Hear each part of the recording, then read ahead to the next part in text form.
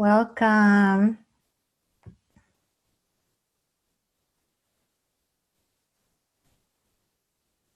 Welcome, everyone.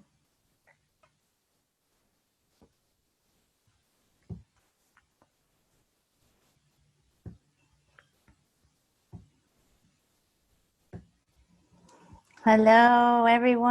I'm so happy that you're here today. Hello. Hi, Julie. Hi there. So great to have everybody here today. So let's get started in what we're doing. So just to welcome everybody to our 23rd event in our Sensitive Empowerment community. I'm Julie Bieland, and I'm a psychotherapist and sensitivity expert and the founder of our community, our Sensitive Empowerment community. And every week we get together live with these amazing events, and I really wanted to open up today's event to everyone because I think that we could all use some connection and some empowerment, and I'm just really excited about our topic today. So I've worked with thousands of highly sensitive people, and I call them HSPs for short, all over the world now for several years. And anybody that has followed my work knows how passionate I am about this community.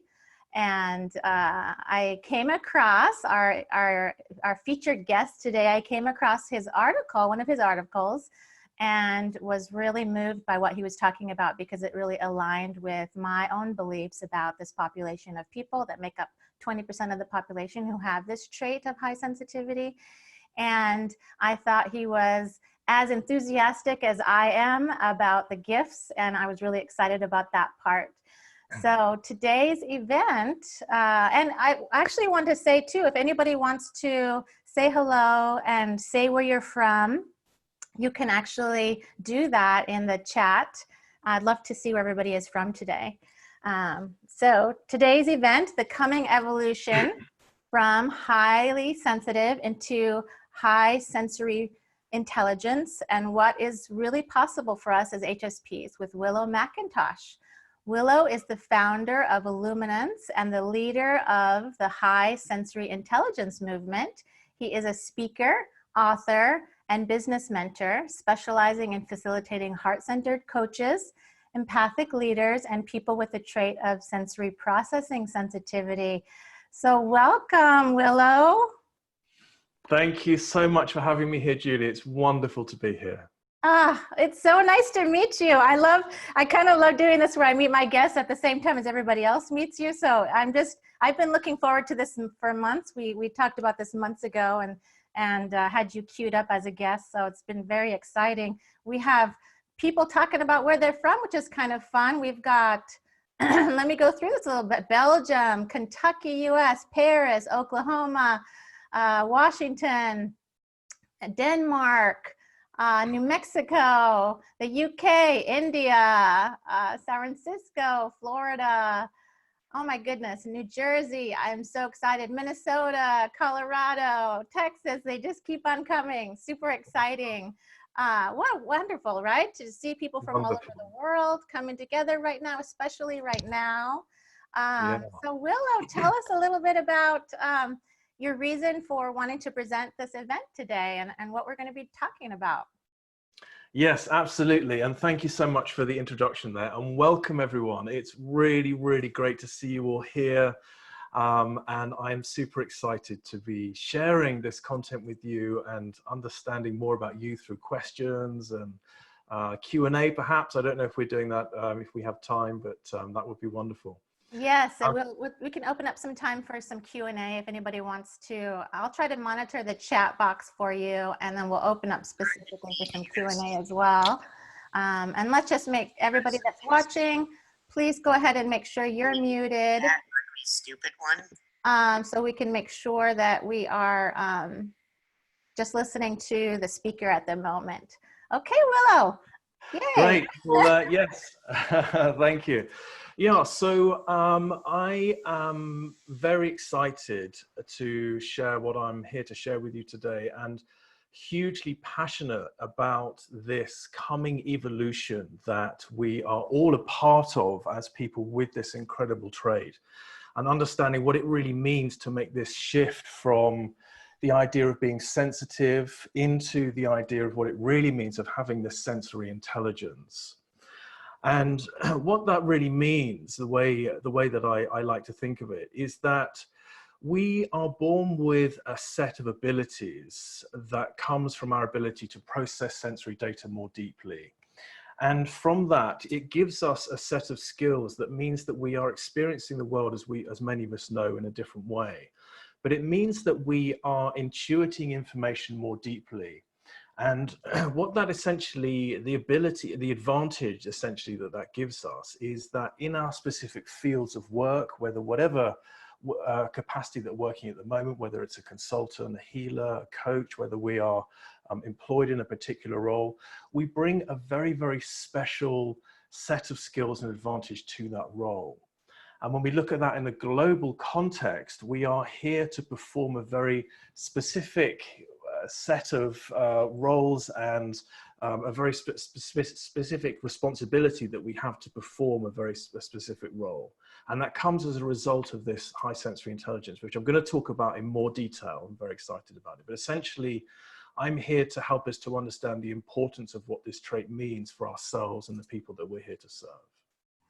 I love it. I love your message. We are so aligned in, I completely believe that there is something really special in this population. I get to see it all the time, and helping to, my mission has really been to help sensitive people find this balance in life, because I completely believe that if we can lift off that layer of having an overstimulated nervous system, for example, then the gifts are underneath that.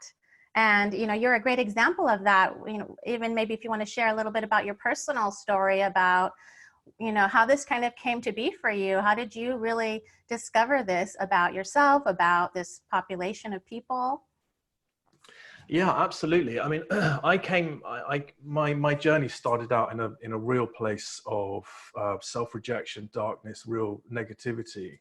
And it's been my own kind of hero's journey, if you like, that's brought me into the awareness of the importance of the abilities that the trait gives us. But for me, it started out as a child. I had this incredibly visceral, sensorial experience. I can remember standing on the lawn as a child, and all of my senses were kind of merging and flowing into one. So I was able to feel what the grass smelt like. I was able to feel the sunlight and feel the sort of flow of movement through life and everything. And as a child, it was like this riveting playground that I just wanted to kind of explore. It was an incredibly adventurous experience that I had as a child.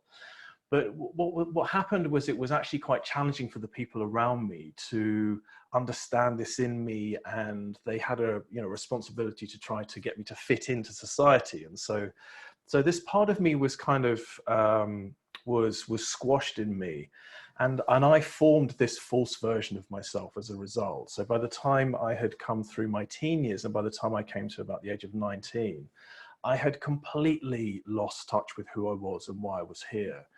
And I developed this really kind of, it was like a sense of grieving. It was a physical pain in my chest that was calling me to try to reveal and try to uncover what had happened and try to make sense of myself, essentially.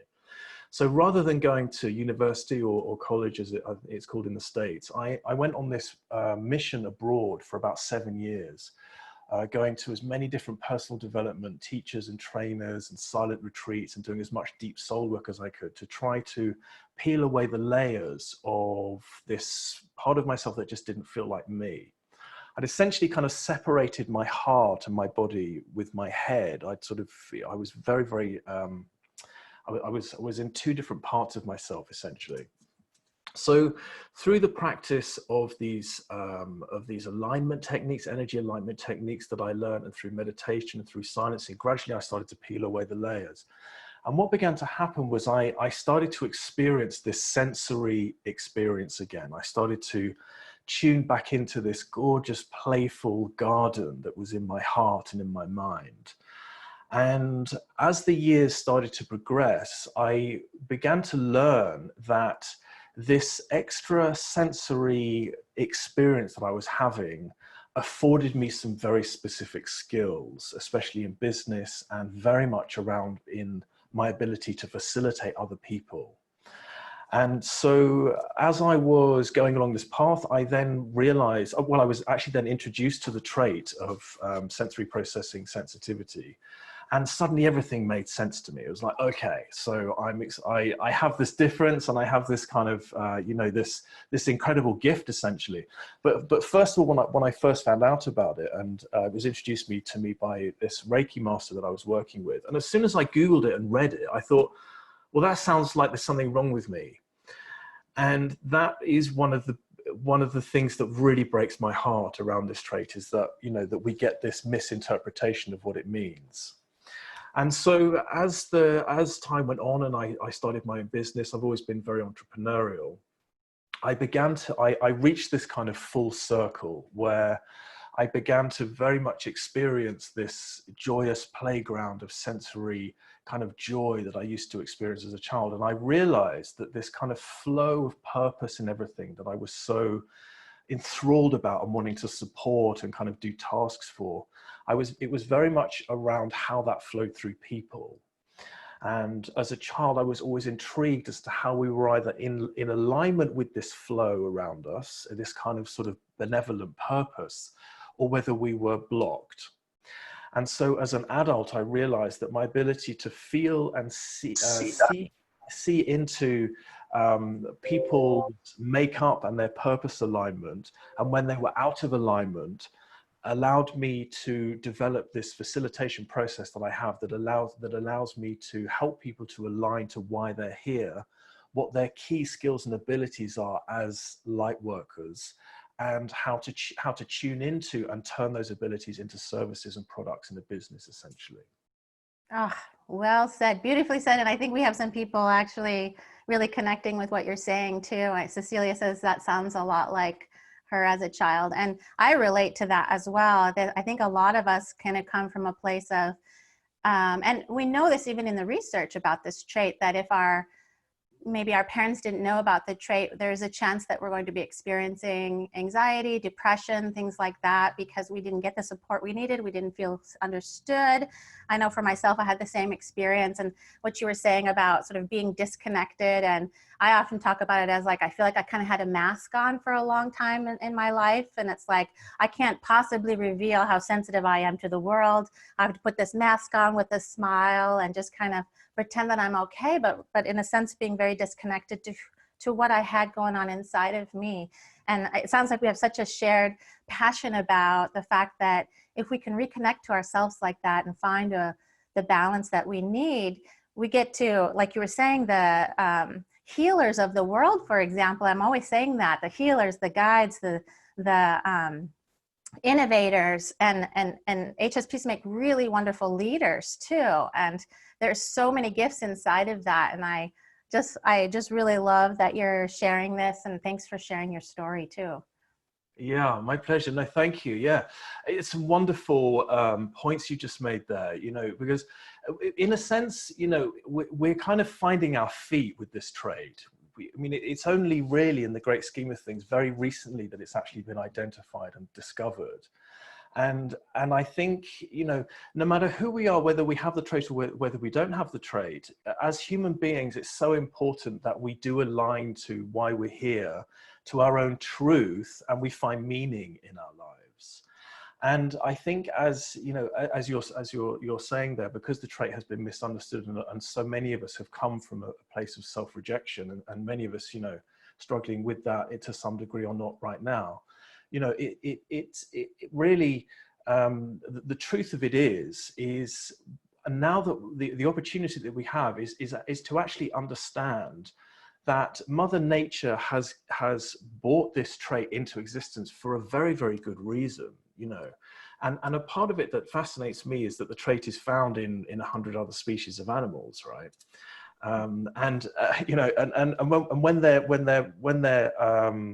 When they are researched and sort of followed and watched, the animals, the animals with the trait are used to check out new territories, make sure there's enough nourishment, make sure the territories are safe, and that information gets communicated. They've discovered with the rhesus monkeys that when The monkeys are brought up by particularly skilled mothers. They make incredibly effective leaders. And from a human point of view, it's almost like we're just realizing and working out the importance of this trait for in the human realm as just as important as it is in the animal world. And in the animal world, you know, it supports evolution. It makes sure that the animals are looked after and being the best that they possibly can, being looked after in the best way. And so for us, as we're starting to learn this, we're starting to realize that not only how important it is for obviously us to find our own fulfillment, for us to align to meaning and make sure that we are doing the work that we're supposed to be doing, but there's this incredible responsibility that we have to support the leaders of the world, to be, to making sure that whatever organizations and governments, all of the people with the trait are reporting to the leaders or becoming the leaders that they're born to be, to make sure that we're evolving spiritually in the right way. And we're bringing all these incredible gifts and intuition and empathy and leadership skills, creativity that we have into service, because that's what nature intended, which is incredibly exciting, really. Isn't it exciting? And I love talking about this. We could probably talk for hours and the entire day about this subject together. I love what you were saying about, this trait really did evolve there's a reason why. There's a reason why there's 20%. There's a reason why it's not 50-50. There's a reason why we're seeing this in animal populations. I mean, in, like you were saying, 100 species, it's actually equal in gender as well. And we have scientific proven research that this trait exists. It's not a disorder, but it's a trait, and it's a really important trait. And I love thinking about it in terms of like when we lived out on the land, and the people with this trait were the guides, they were the healers, they were the leaders, they were the ones who had extra information to know, is this a safe place for our tribe to be? Is that tribe over there a tribe we can trust? Because we have all this extra information with this trait that allows us to have that ability to be really important leaders. And I love what you're saying about, sharing the empathic part of this leadership. It's such an important thing to be talking about this right now, especially. We're getting a lot of wonderful comments coming in too. And maybe we'll read a few of them just to see what people are saying and stay connected to you all. Yeah, we have some people saying, relating to what you were talking about, the arc and detaching and kind of falling into a pit. Marion said, that was from Dave. Marion says, I love this, as I think we can all relate, or we wouldn't be here. Diana says, yeah, she agrees, and she realizes that she felt different than her own family. It's wonderful to connect with other empaths from all over the world. We have a family that understands. Absolutely, that's what I love about this coming together like this. That's so important, is that we need to be together and we need to have these kinds of discussions. It's so incredibly important, right? Yeah, absolutely. It really is very, very important. Yes, because there's the power of community for us. I think it really is incredibly important. Because I think we have that tendency to want to kind of hide and sort of hide in perfectionism and not let anyone know quite that we have this sort of different experience of the world around us. That's not the right place for us to be. It's very much about us sharing who we are. And by being community, that gives us a lot more sort of confidence, and the energy of each other, I think, is so important as well. Yes, I totally agree with you. It's a way that's what I see in my sensitive empowerment community. It's a way when we talk about our experiences of being sensitive people, we have a space to do that. And I think it's such an important thing, because it's the opposite. Like if we're feeling misunderstood and not valuable in the world, I have to say, and I know Will, you're going to agree with me, it's the exact opposite of that. That there's 1.4 billion of us in the world, if this is 20% of the population. So there's a lot of us out there. And the thing is because we are 20% of the population, we're used to being surrounded by 80% who don't have this trait and really do experience the world in a different way. We even have brain differences. So there are real differences between us. And I think Will and I are both here to say to you that these differences are needed in the world and they are valuable. And we need to rise up together with this gathered strength, because I think we're stronger when we're together and we're talking together.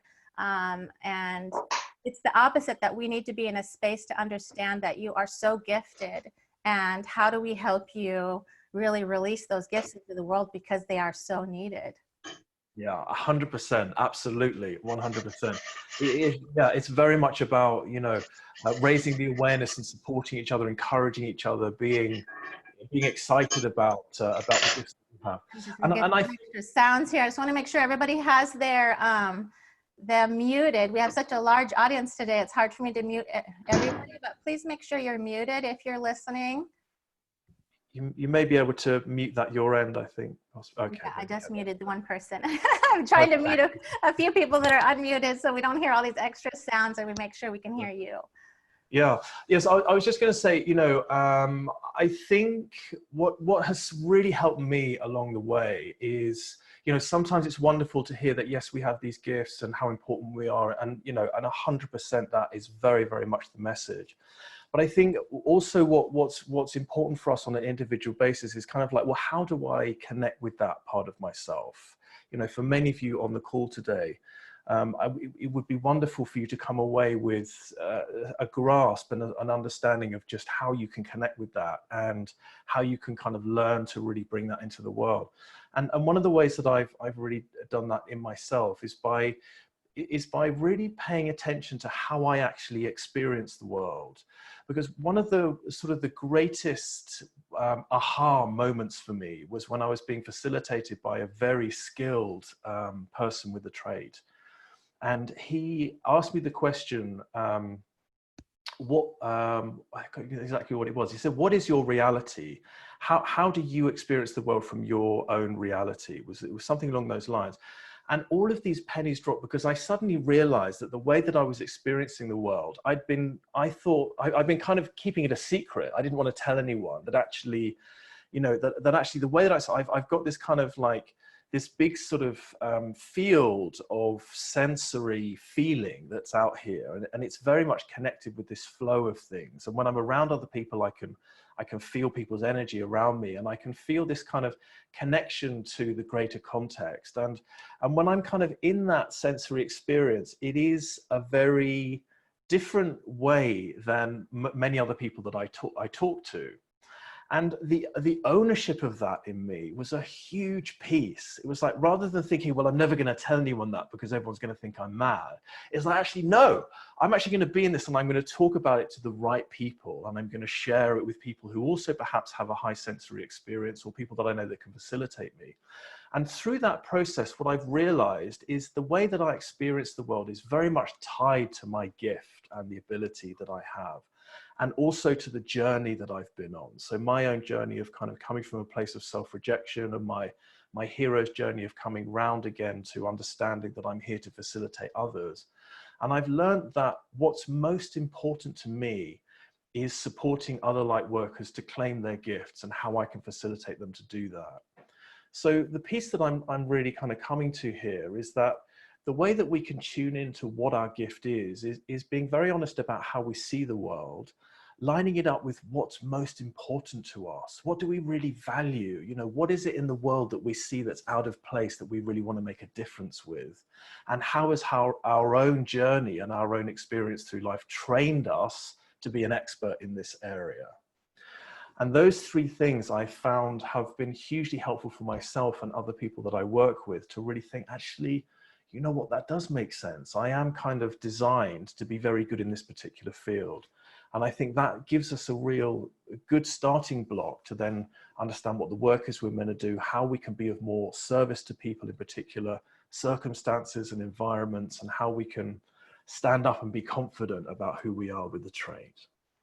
Yes, well said. Because if we're putting energy points into hiding who we are, or trying to you know, feeling so misunderstood, feeling different, feeling wrong in some way. And I think so many of us, that's the amazing thing to me, is that how wrong so many of us are sort of raised to think that this trait is within us. But it's such the opposite as what we're talking about today. And if we can put that energy into really harnessing our gifts instead of trying to, you know, cover up who we are, it's such a beautiful thing. And I get so excited when I meet people like you that are doing the kind of work you're doing, because you are lifting up the healers of the world, you know, the people that have this trait. And if we can, and I feel the same, if we can lift up some of these beautiful, empathic, sensitive leaders and help them kind of rise above in the world, because if you can imagine just the ricochet effect of that, right? One person you're helping, and then all the people that they help, and that really excites me. And I've seen such a change in even just the discussion about this trait. When I first started, nobody had heard of this trait. I was giving workshops to therapists, like nobody had even heard of it. And so to see how much now people are talking about it, and we're hoping you're getting the right kinds of information about it too. But to see your excitement about this, Willow, matching my excitement about this, makes it really fun to talk with you. Oh, bless you. Yeah, no, absolutely. Thank you. Yes, it really is. It really is very exciting. And I you know, I just have to acknowledge you there, the work that you've done over the years to stand behind the trait. And as you say, so, you know, running workshops when people hadn't heard of it, and you know, your persistence and your commitment to it is just amazing. You know, and because I've actually been following you for some years. I have to say, I've known that you've been out there, and I'm so wonderful that we're finally connecting. So you really have been you really have been a light out there in the masses. So how wonderful to hear that. I love that. And I love like having a chance to meet people like you and bring you into the light, you know, to share with other people. And it's such a amazing thing to really connect with all these amazing HSP leaders. And I always say, it's like you are such a great example of sensitive empowerment, what I consider to be sensitive empowerment, because you've come from a place of struggling and darkness, just like many of us have. And I think that when we can connect to ourselves and do the work we need to do to sort of do healing work, as well as reframing work about our experiences and who we are, it's such a powerful thing to share that real part of us. And I try to do that too, share the real vulnerable parts of myself and the things that I struggle with as a sensitive person and what helps me. And to be real with each other in general is such an important thing, that there's no such thing as perfection, and that we're all on this journey of growth. And it's so powerful when we can come together and talk like this. So yay, I'm so happy that I found you. Bless you. Yeah. No, you're absolutely right. It really is. It is incredibly powerful. And you know, and also I think you know, we do have our challenges, and I love the fact you've talked about, there's a couple of great things you've mentioned there. You know, you've talked about the vulnerability, and you know, and the fact that, you know, because we are processing data more deeply, we are experiencing things, you know, life is turned up to 11 sometimes, as it feels like. It's like, yeah, it's okay that we need more downtime, and it's okay that, you know, we can't necessarily go shopping and then go to a club and then go to a jazz thing or whatever, you know, all these other things that people tend to do. It's absolutely fine that we have these particular needs and this extra self-care, and for us to be able to communicate that and bring that kind of under the umbrella of who we are. Because the key part here is that unless we have this extrasensory data and the challenges that come with that, we wouldn't have this greater ability that we have to intuit more information, to be the empathic leaders that we are, you know, to be the incredible visionaries that we are. You know, it's just embracing the fact that it's like, you know, we're like racing cars. We can't go off road and kind of go on long distances. We do amazing things, and then we need a service. We do amazing things with a service, you know, and that's okay, you know. Yes, exactly. That's okay. And because we're taking in so much information, I often talk about it as like a container, the nervous system. And if we're, you know, 80% of the population is just dumping a few cups into that nervous system container, we're dumping in hundreds of cups. And that is information that we use for that's extra, that a lot of people don't have, that the majority don't have. And I want to read Annabelle's comment. She says, this resonates for me very much, taking the ownership of it and claiming the gift. Absolutely. I think that is so important. We do need more downtime, and that will be part of how you access those gifts, right? I mean, to take that amount of downtime that you need to do what you need to do to find balance.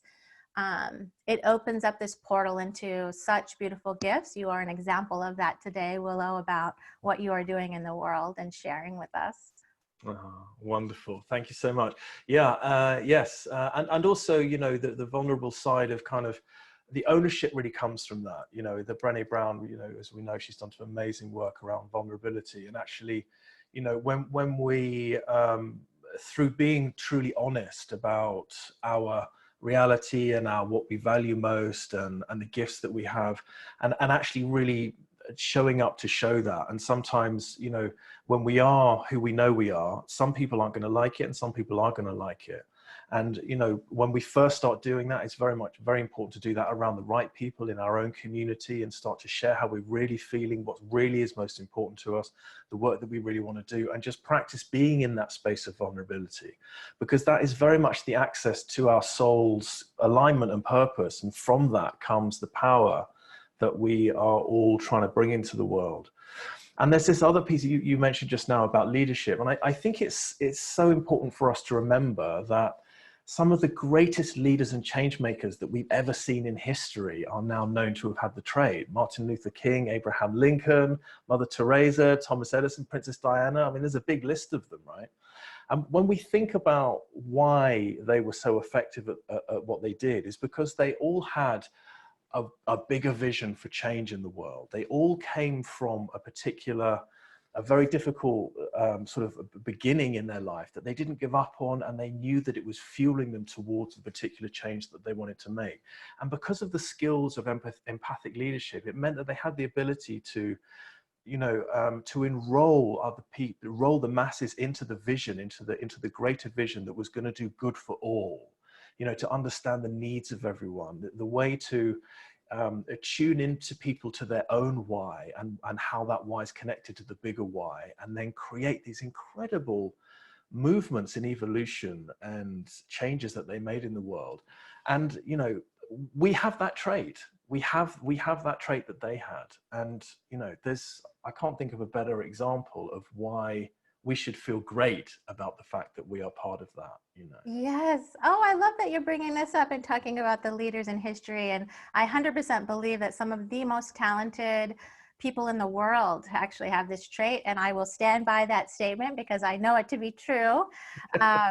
And I agree with what you were saying about the need for vulnerability, because vulnerability is how we connect to each other. That is exactly how we connect to each other. And yet it's one of the hardest things for a lot of sensitive people to do. I know many of us start out with a wall up, trying to protect ourselves, and, you know, from feeling things that are hard to feel. And we are deep feelers in the world, and there's a lot of judgment attached to those feelings. And if we can allow ourselves to go, yeah, I am a deep feeler in the world, I'm going to feel things deeply, and that's okay. That is okay to feel things deeply, and I am going to take steps to take care of myself, to practice self-compassion, to practice the self-care that I need, and then I will continue to be okay.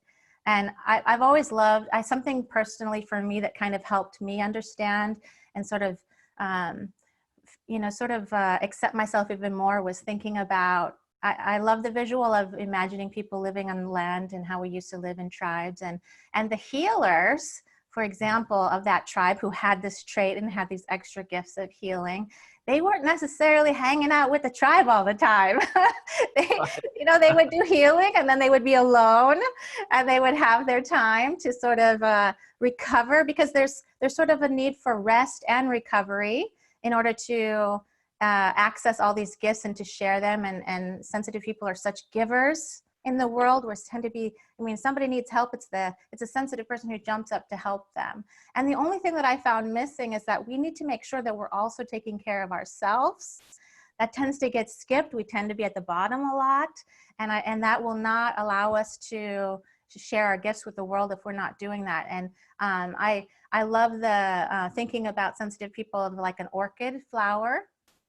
That the orchid needs a little kind of extra care in a different, a particular way, but when it gets the right kind of care, blooms brilliantly, right? And that is the sensitive person. I love that. Yeah, beautiful. Absolutely right. That's absolutely right. And it's such a great sort of analogy or way to visualize the role that we would play in a tribe of people.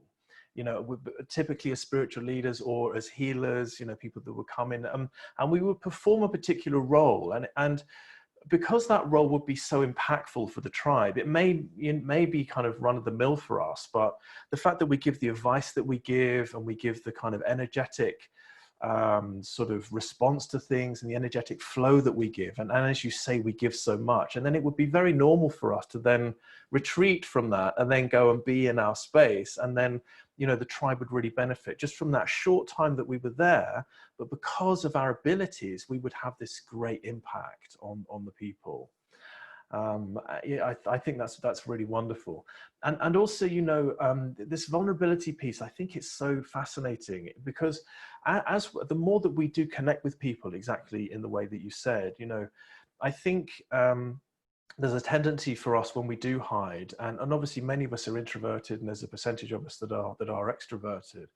And I think because if we feel like being around people is difficult for us, that can very much be the case. But it doesn't mean that when we are around people that we're not creating this incredible effect and raising people up and having a wonderful impact on people's lives. It's a way for us to choose how we do that. And, through being vulnerable with ourselves and our abilities, that creates a bigger connection with other people if we're being honest and really open and just, tuning into who we really are. Because it is so important for us to be around others and sharing our gifts with other people. It's such an important part of who we are to find our flow with that, I think. Yeah, I like that you talked about it kind of made me think about how it's important for us to choose where our energy goes. And I've often in my books and stuff talked about a story about imagining life is like a raft, and our life is like a river, and you have this raft, and sensitive people tend to pull everybody into their raft. You need help, I'm going to pull you into my raft. And pretty soon we're all drowning, and that doesn't help the world. That doesn't help anybody that's drowning. And that the concept of it is that you need to keep your own raft strong. The saying, put your oxygen mask on before assisting others.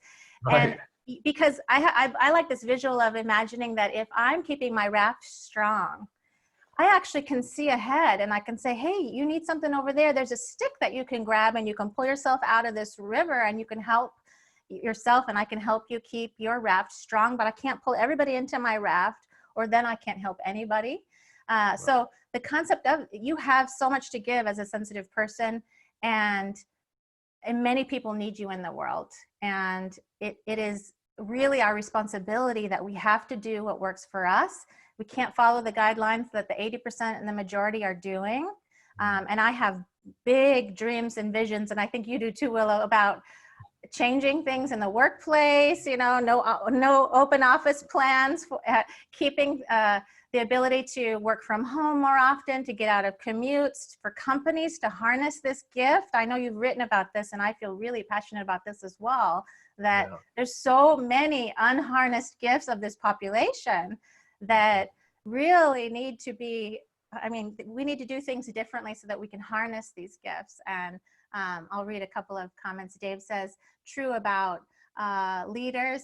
I spent 23 years in the U.S. Army and can say absolutely that my best leaders were in tune with their emotions and those of others. Yes, thank you, Dave, for sharing that. Isn't that powerful? Yeah. And someone says, one of my mantras is, you can only serve others from your overflow. Before learning this, it felt so selfish to do self-care.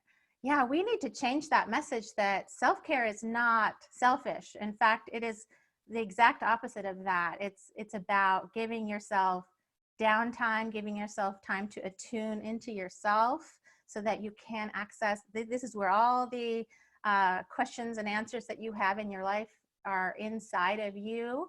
and being able to get off that bullet train of living, how, you know, life is moving too fast, and really slowing down and starting to connect deeply to yourself is such a powerful thing.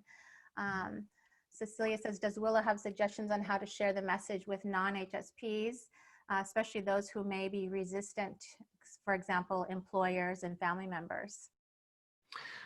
Yeah, that's a great question. And wow, I have explored this all throughout my life. And I have to say that there are always going to be people in our lives that we must make a choice from the outset as to who we are going to share our experience and what it means to be an HSP and why. There, you know, we need to make sure that we are sharing, connecting with the right people, because I often view our abilities as when we first kind of get our heads around what our skills and gifts are. It's a bit like a little plant that's growing, and we need to nurture that plant and give it warmth and attention. Eventually, once we've nurtured it over time, it becomes a tree, and it doesn't matter who comes and bumps into it. But when it's little, we can't afford for it to be continuously knocked over. So that's the first piece, is like, who are we talking to about what's most important to us and why? And if we're just trying to do it to get acknowledgement, or we're trying to do it to make sense of ourselves, then often that's coming from the wrong place, and it just gets thrown back at us. So, however, it is very, very important to support the people around us to understand that we do have particular needs, and also for other people around us to understand that we have these gifts and abilities to share, and we have a very important message, and we have a very important input on things, especially within our families and within our local communities. And I think what's important is not to kind of go too much into the spiritual and into the woo-woo with people who perhaps don't have the trait, because then we kind of, the important thing is not to separate ourselves. We don't want to make ourselves feel better than other people in any way, and we don't want to make other people feel better than us in any way. We're very much all here for a reason. And so I think there are some ground rules in how we communicate and share our sort of needs and expectations. But I do think it's very important for family members to understand our needs, and for us to, you know, for us to talk about it in a way where we're not coming across that, oh, I have these needs and you've got to take care of me, or you've got to kind of, you know, treat me in this particular way. It's understanding that, you know, we have these particular abilities and strengths, but it also means that there are particular needs that we have, and perhaps areas of life that we do struggle with and we need more support with. So it's thinking about sample sentences and being able to communicate it in a way where people are going to feel safe and empowered themselves in the way that we communicate it, and at the same time that we're feeling safe and empowered in the way that we're communicating, if that makes sense. Yes, absolutely. And I think coming from a place of education is important too. Just educating people about the trait is such an important thing, that this is a real thing. I think in the workplace, sensitive people oftentimes are very, I mean, in fact, we even have research that shows this, that they rate highest according to supervisors. And I see this, I know many sensitive people put so much into their work and often are considered very valuable. And so if that's your situation at work, to consider saying things like, you know, I work my best when I don't have to have this commute, when I can have, maybe I can take some of the days to work from home. I'd like to try that for a couple of weeks, and let's touch base on how that works. You know, just coming up with creative ways and solutions to actually approach this conversation, bringing up the piece of education about the trait that's really important, and sharing. I think it's even if it's a parent needing downtime, or you need downtime in your own home, to be able to say to your family, you know, I love spending time with you, and I've learned about myself that I really need to have a certain amount of downtime to be my best in the world. And so what I'm going to do is I'm going to go into my room for a couple of hours, and then when I'm done, I'll come out and join everybody. You know, just a simple sentence like that can be really helpful, because what you're sharing is, this is how I am my best. Beautiful. That makes, yeah, I love that. It makes so much sense. That's a really, really great way of looking at it. Yeah, absolutely right. You know, it's not something that we've made up. You know, it's the fact that it is a real trait, and it has its you know, and we have our needs around it. And as you say, to be our best, this is the best way that this is the way that I like to nurture and look after myself. Yeah. Yeah, and be careful about who you're spending time with and that you're giving your energy with too. I think that's an important piece, and you touched on that too, Willow, a little bit about, you know, and we know that there's about 70% of this people with this trait are introverts and 30% are extroverts. So it's not the same thing as introversion, but many of us are.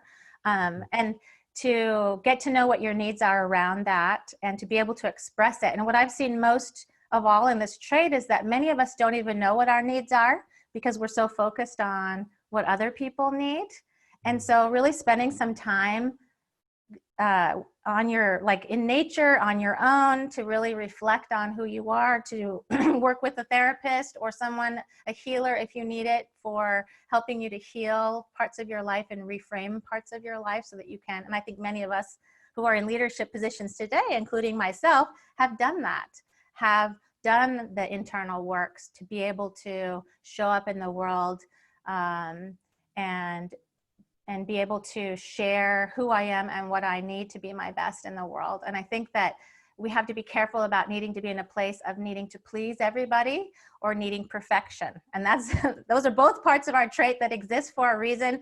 I think that we were put here and this evolved for a reason, this trait, that we want to get things done right the first time. And can you imagine a human population without a group of people that really did double check and triple check things to make sure it was done well and right? We need that in the world. We just have to be careful not to get stuck in perfection, right? Have you ever experienced that? Most of us have. Oh yes, yeah, absolutely. Oh yeah, yeah. It can be a crippling state. You know, nothing gets done, and we don't get anywhere, and like. Yeah, absolutely. You know, yes, it's absolutely right. I think, perfection is an interesting one because I think it's part of hiding. You know, we want to kind of, we don't want to be seen by making everything kind of perfect around us. We're less likely to be challenged. I think there's something around that. But you know, it's bringing up the sort of the workplace and the family. It really is very important for us to learn how to communicate that in the best way. And it's practicing. You know, it's practicing. Talking about it, but it's very much understanding that, you know, we have an incredibly important role to play, and therefore, you know, understanding our needs, it's so important to get that framing right, that we are here for a very particular purpose, and we bring a great deal of advantage to workplaces, to our families, you know, to all areas of life. And therefore, you know, the fact that we have these needs, and yes, sometimes we get it wrong and sometimes it's a bit of a challenge, that's okay, but we must focus on the why that those challenges are there. And I think that's something else to communicate. Yeah, absolutely. What are some of your favorite types of self-care that you do to keep yourself balanced? Yeah, absolutely. One of the key areas that took me a long time to learn is not overdoing things. Especially, you know, being in business, there's always a tendency to want to work all hours and all days. And, you know, and I did that for many years, and yes, I got things done, but actually what I learned was when I did stop and allow myself to recuperate, I'm so much more productive and I'm a lot happier, which makes me much more effective at what I do, and people want to be around me. You know, so I have a schedule now where I love to get up early. So I get up early in the morning. I naturally wake up early, but I don't tend to work late. You know, I tend to get up at 6 and I start working at 9, but I stop working at 7 at the latest, 6 or 7. If I go past that 7, I go into 8 sometimes. I feel it the next day. I can feel that I've got a bit of a time debt, or whatever that phrase is. So now that I have my time schedule in place and I've got regular breaks, I can feel when I'm getting overwhelmed and I'm overdoing it. And I go for a walk. Walking in nature for me helps me rebalance enormously. And sticking to it, you know, making sure that I do get out from in front of my laptop or whatever I'm doing, and I go and spend that time recuperating. Making sure that I'm eating properly for me is key. It's no use in me just grabbing things on the go and not eating properly. That it does affect how I feel. It affects my energy levels. And also, you know, taking time to do stuff that I love and feeling joyous and playful. I think there's so much sort of, there's so much kind of stigma around the trait where we tend to kind of, I know I'm guilty of this myself as well. I tend to be really serious about it. Like I've got to kind of fight the good fight, and I've got to kind of, you know, do everything I can to make the difference that I'm born to make. And I tend to, there's a tendency, I think, to take everything a bit too seriously. And just freeing ourselves up to allow ourselves to be playful. I mean, we experience the world in such an incredibly beautiful way.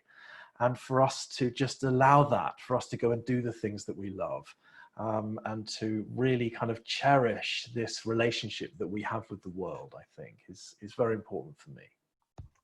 Thank you for sharing that. That was really beautiful. And I totally relate to what you were saying. And I know many sensitive people that you tell me it's like, oh, I don't have time to take this, you know, 2 hours of downtime that you're recommending, or take this day off.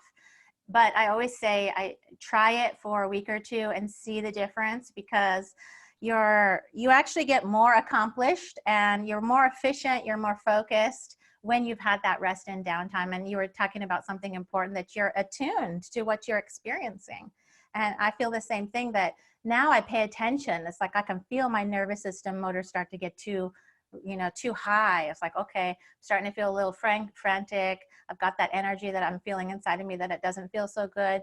What do I need to do to take care of that? Okay, I need to slow down, get in nature. That is such a huge one, to spend time in nature.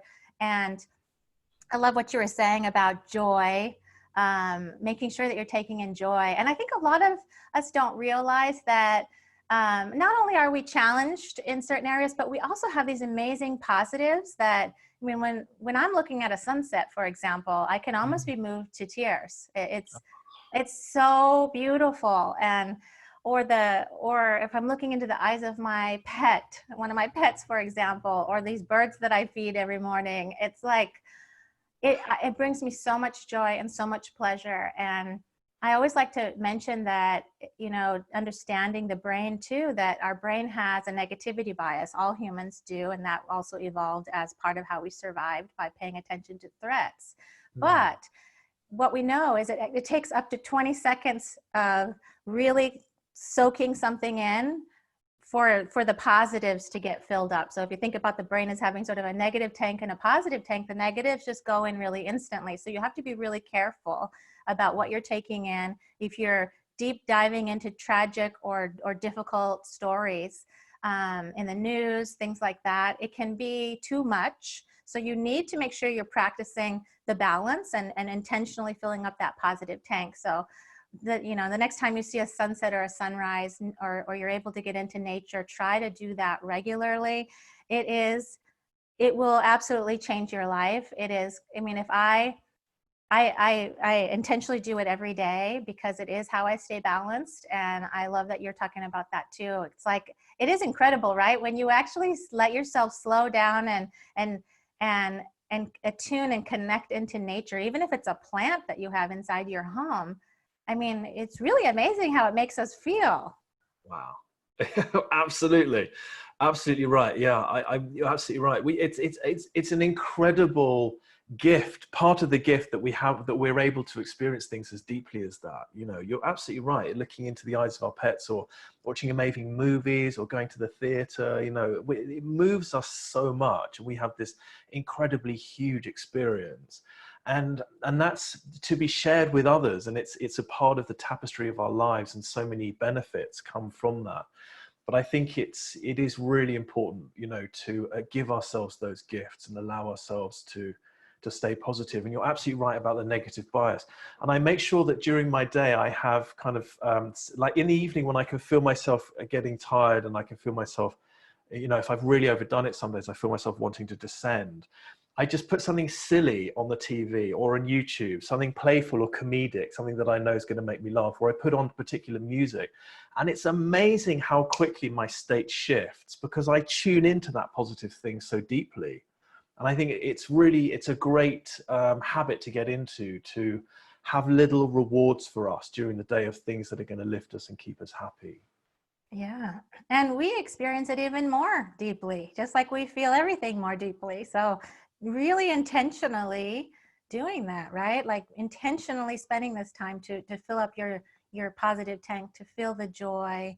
And somebody says music. Yes, music is a powerful experience for us as well. Music and art, and creativity. I love how when I'm working with sensitive people, when they have their creativity restored, like if you give yourself enough of that downtime to find that balance, the creative flow really gets strong in us. And I mean, anything can happen when we've got that, when we're connecting to that creativity.